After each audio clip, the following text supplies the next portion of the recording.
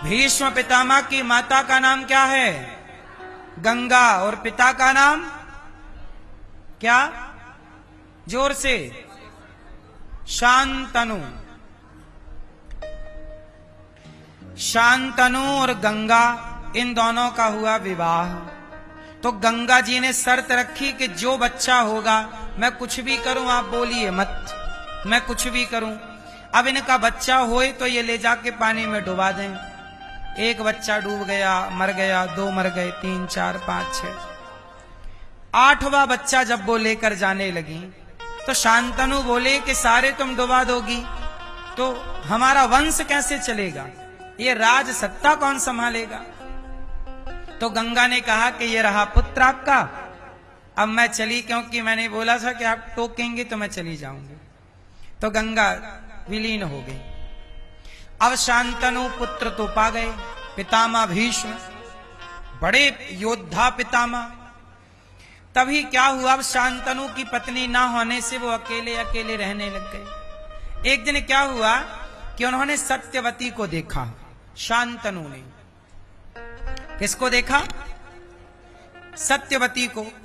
तो सत्यवती बहुत सुंदर थी, तो शांतनु का मन उनमें लग गया। तो शांतनु ने सत्यवती के पालक पिता, चूंकि यह तो देवकन्या है, पर इनका पालन एक केवट मछुआरे ने किया, तो उनसे पूछा कि आप अपनी पुत्री का हाथ हमें दे दो। तो जो सत्यवती के पिता हैं, उन्होंने कहा कि हम अपनी बेटी का विवाह तो कर देंगे, पर शांतनु जी आप हमारी बेटी से विवाह तो कर लोगे, पर हमारी बेटी से जो बच्चा पैदा होगा उसे आप राजा थोड़ी बनाओगे, और वो राजा नहीं बनेगा तो हमारी बेटी से हम आपका विवाह क्यों करें? क्योंकि आपका तो बेटा पितामह भीष्म है, तो वो सत्यव्रत है, तो वो राजा बनेंगे। तो शांतनु ने फिर दोबारा शादी ब्याह की बात, शांतनु ने कहा नहीं, मैं अपने बेटे के साथ खिलवाड़ नहीं करूंगा, क्योंकि इस गद्दी का अधिकारी मेरा वही, गंगा का बेटा पुत्र वही, क्योंकि राजा का नियम है बड़ा बेटा राजा बनेगा, नियम से समझौता नहीं। शांतनु ने बात नहीं की कि भाई आपको अपनी बेटी नहीं देना तो कोई बात नहीं, लेकिन शांतनु ना उदास रहने लग गए। एक दिन 12 साल के थे, 12-14 साल के पितामह भीष्म, तो इन्होंने अपने पिता को देखा कि उदास बैठे हैं, तो पूछा कि पिताजी आप उदास हैं? तो पिता ने तो कुछ नहीं बताया, लेकिन जो उनके साथ मंत्री थे, तो मंत्री सेनापति, मंत्री राजा कहीं भी जाते थे तो अकेले नहीं जाते थे ना, कोई 2-4 होते थे। तो मंत्री से पूछा कि हमारे पिता उदास क्यों? तो मंत्री ने बताया कि आपके पिता मत्स्यगंधा नाम की एक कन्या है सत्यवती, उससे प्रेम करते हैं, पर वो विवाह वो तो करना चाहती है, पर उसके बीच में पिता बोल रहे हैं कि उनका बेटा राजा बनेगा तो विवाह करेंगे।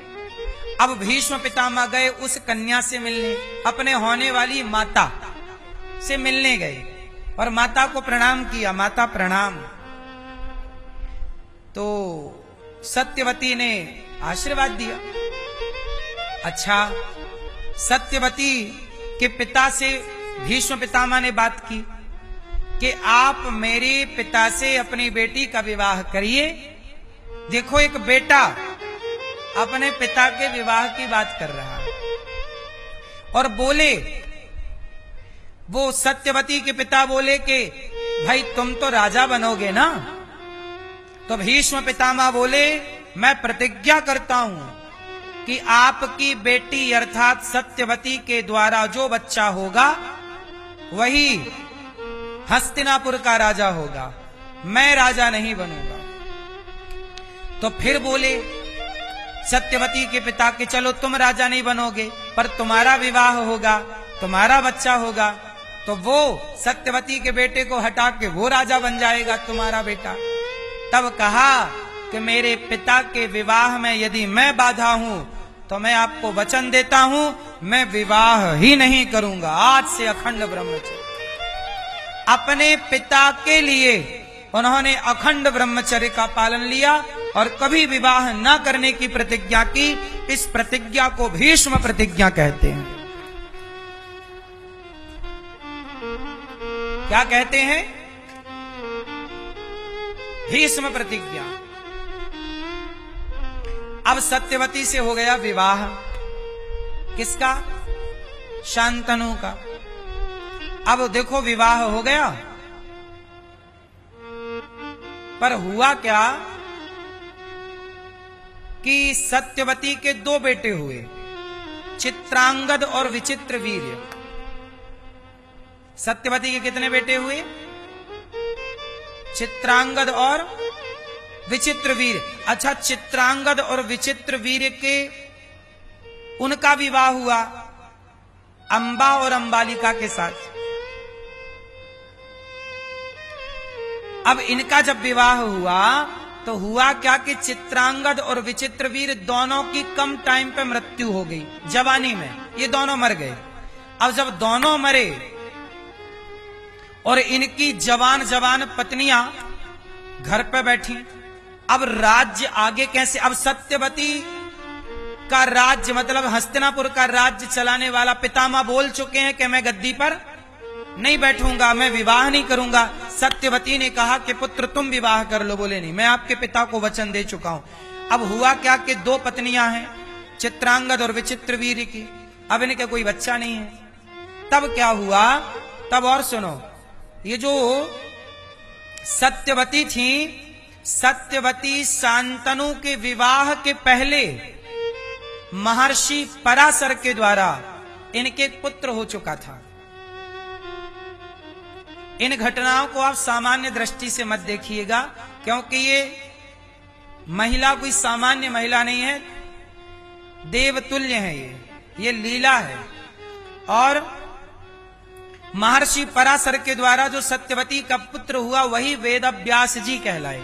तो वेदव्यास जी पहले हो चुके हैं, बाद में चित्रांगद विचित्र वीर हुए, दोनों मर गए, दोनों की जवान पत्नी है। तब अपने पुत्र का आवाहन किया, वेदव्यास जी को बुलाया। सत्यवती ने कहा कि ऐसा करो कि मेरी दो बहुएं हैं और तुम मेरे हो बड़े पुत्र, और मेरे राज्य को चलाने वाला कोई संतान आपातकाल है। क्या है? अब भीष्म पितामह ब्याह नहीं कर रहे हैं, ये ब्रह्मचारी हो गए, मेरे पिता को वचन दे चुके। अब बेटा तुम मेरा ये हस्तिनापुर का वंश बढ़ाओ। क्या करें? बोले मेरी दो बहुएं हैं, इन दो बहुओं के गर्भ से कोई बढ़िया बच्चा हो। तो वेदव्यास जी ने कहा, अच्छा वेदव्यास जी कौन है? भगवान नारायण के 24 अवतारों में एक अवतार वेदव्यास जी हैं, जिन्होंने वेदों का विस्तार किया और 18 पुराण लिखे। तो साक्षात नारायण ही वेदव्यास जी हैं। तो वेदव्यास जी ने क्या किया कि वो दोनों स्त्रियों को स्पर्श किया। तो एक जब आई तो वो वेदव्यास जी को देख करके ना उन्होंने आंखें बंद कर ली। जब आंखें बंद की तो उनके बच्चा हुआ, तो वो अंधा हुआ जो धृतराष्ट्र कहलाए। और दूसरी जब आई पत्नी चित्रांगद विचित्र वीर दोनों के एक एक करके आ रही हैं वेदव्यास जी के पास, और जब वो आई तो वेदव्यास जी को देख करके वो इतने तेजस्वी महान कि उनको देखकर ना वो पीली पड़ गई, सूख सी गई, बिल्कुल डर गई। तो उनका जो बच्चा हुआ उन्हें पीलिया रोग का बच्चा हुआ, पांडु। फिर सत्यवती से वेदव्यास जी ने कहा कि आपके बच्चा तो हुए दो, पर एक रोगी हुआ, पीलिया से ग्रसित है, और दूसरा अंधा है। तो बोले एक काम करो, एक पत्नी को फिर भेजो एक अवसर और। तो वो पत्नियां डर गईं और उन्होंने अपनी एक दासी को भेज दिया, तू चली जा। तो दासी को भेजा तो दासी से एक पुत्र हुआ जो विदुर जी कहलाए। तो इन तीनों के पिता एक हैं, धृतराष्ट्र, पांडु और विदुर जी। तीनों की माता अलग अलग है। तो भीष्म पितामह ने प्रतिज्ञा ली कि जो यहां बैठेगा मैं उनकी रक्षा करूंगा। तो पांडु बने राजा, पर पांडु को कम टाइम पर पांडु के दो विवाह हुए, कुंती और माद्री। और ये पांडु से गलती क्या हो गई कि पांडु ने जंगल में एक हिरन और एक हिरणी संभोग कर रहे थे। उसी क्रिया में पांडु ने मार दिया। किसको मार दिया? हिरणी को मार दिया। बाण लगा हिरणी को। तो हिरण बोला कि पांडु, जब हम अपनी पत्नी के साथ रमण कर रहे थे तब तुमने हमें इस अवस्था में मारा। जाओ, जब तुम अपनी पत्नी का स्पर्श करने के लिए काम भाव से आगे जाओगे तो तुम मर जाओगे।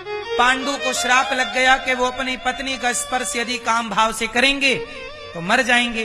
अब पत्नी है दो, कुंती और माद्री, पर शर्त क्या है? अभी तक बच्चा नहीं हुआ और श्राप लग गया। तब कुंती माता को दुर्वासा जी ने 5 मंत्र दिए थे।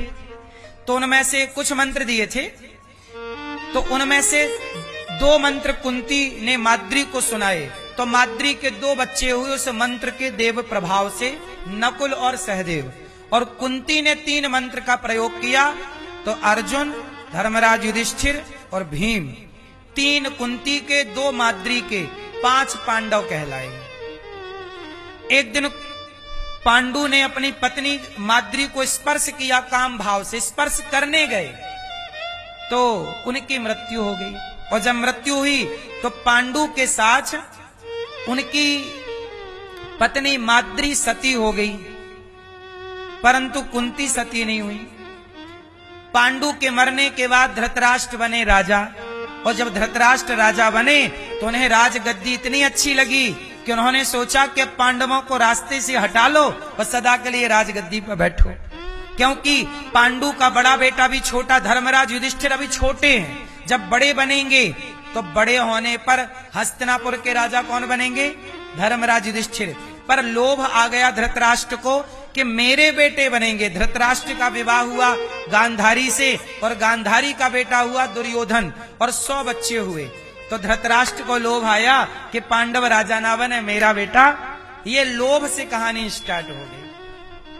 और लोभ आया तो पांडवों को मारना चाहा और ये सब कुछ होता रहा और धृतराष्ट्र चुप रहे।